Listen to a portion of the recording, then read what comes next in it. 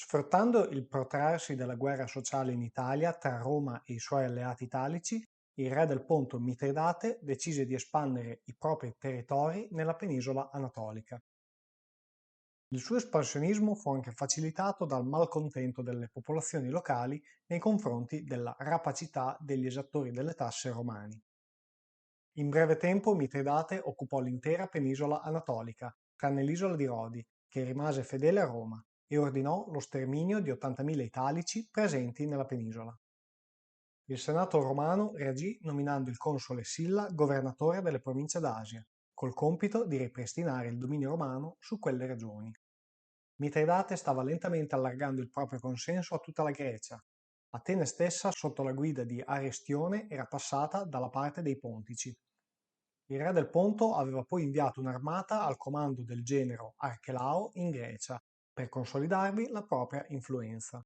Quest'ultimo era stato affrontato dal vicegovernatore Quinto Bruzio Sura, senza però che nessuna delle due parti prevalesse sull'altra. In Italia i dissapori tra ottimati e populares non furono messi da parte a causa della guerra, anzi Gaio Mario, leader della fazione popolare, convinse il tribuno Publio Sulpicio Rufo ad annullare la nomina di Silla come comandante della spedizione in Asia, per ottenerne lui stesso il comando. Silla a questo punto prese una decisione senza precedenti, radunò 6 legioni e marciò verso Roma violandone il perimetro sacro, per ripristinare l'ordine nella capitale. Dopo aver cacciato Gaio Mario e riottenuto con la forza il comando della spedizione asiatica, Silla ripartì per l'Oriente con 5 legioni. A settembre dell'87 a.C., appena riorganizzate in Grecia le proprie forze, il generale mosse verso Atene, ricongiungendosi con le truppe di Sura. Una volta approssimatosi alla città, divise il suo esercito in due. La prima metà avrebbe assediato Atene, in cui era asseragliato Aristione, mentre la restante parte fu destinata ad assediare il Pireo, tenuto da Archelao. La presa del Pireo era fondamentale per il successo dell'assedio di Atene, poiché proprio dal mare la città ricavava le vettovaglie necessarie al prolungamento della propria resistenza. Silla ordinò di raccogliere i tesori custoditi nei tempi greci per finanziare la propria campagna, con la promessa che sarebbero tutti stati restituiti a fine guerra. Poi procedette a circondare la città di Atene di fortificazioni, per impedire ai cittadini di lasciare la città, aggravandone così il problema della mancanza di viveri. Egli procedette poi a demolire il muro di collegamento tra Atene e il Pireo. In quest'ultima zona lo scontro divenne particolarmente duro, per il vigore con cui gli assediati opponevano resistenza ai Romani.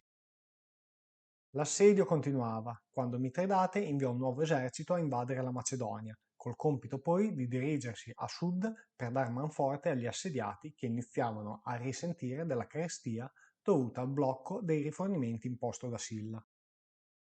Il 1° marzo dell'86 a.C., Silla, sentendo di avere ormai sfinito i difensori, ordinò di scavare un fossato attorno alla città ed infine assaltarne le mura. L'assalto ebbe successo e i Romani procedettero allo sterminio degli Ateniesi, colpevoli di aver sposato la causa del re del Ponto. Silla permise la strage degli Ateniesi ed il saccheggio della città. Il generale romano infine stabilì la pena di morte per il tiranno greco e per tutti quelli che, avendone l'autorità o lo status di cittadino romano, si erano ribellati alle leggi provinciali romane. Il generale chiese poi come risarcimento del danno di guerra circa 20 kg d'oro e 600 libbre d'argento, prelevandole dal tesoro dell'Acropoli.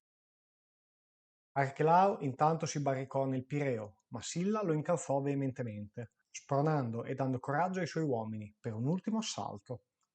I Romani non si fermarono e costrinsero Archelao e i resti del suo esercito ad imbarcarsi sulle navi pontiche ormeggiate nel porto e a ricongiungersi all'esercito pontico che stava muovendo in loro soccorso presso le Termopili.